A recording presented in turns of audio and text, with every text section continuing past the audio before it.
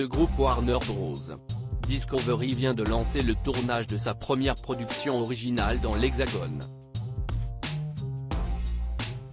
Il s'agit d'une série de 4 épisodes intitulée La mythomane du Bataclan, portée par Laure Calamy et adaptée du livre éponyme d'Alexandre Kaufman qui retrace l'histoire de la fausse rescapée des attentats du 13 novembre 2015.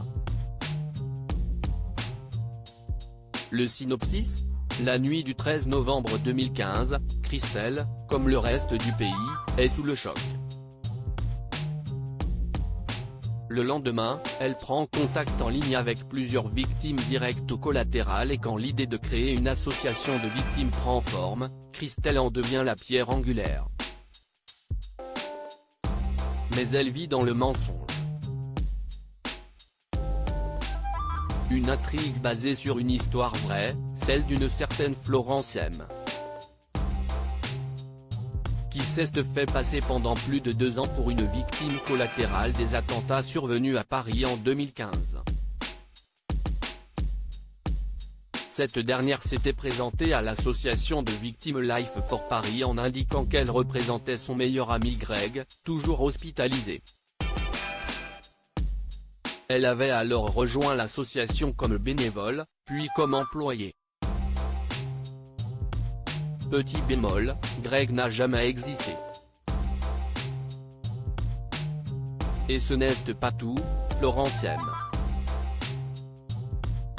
s'est déclarée elle-même victime de l'attentat auprès du Fonds de garantie des victimes des actes de terrorisme et d'autres infractions, FTI, ce qui lui a permis de toucher 25 000 €.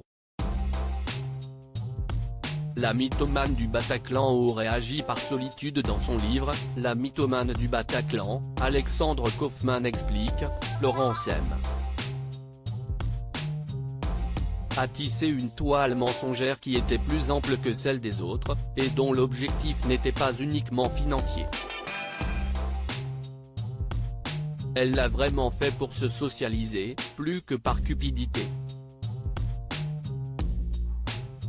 Ce dont je suis presque sûr, c'est qu'elle était surtout victime de la solitude, de la maladie, de son enfance. Et qu'elle voulait donc être reconnue comme une victime en majesté.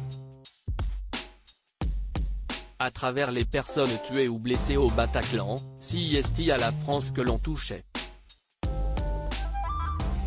En devenant victime, elle pouvait incarner la collectivité, ce qui était pour elle un énorme réconfort. Florence M.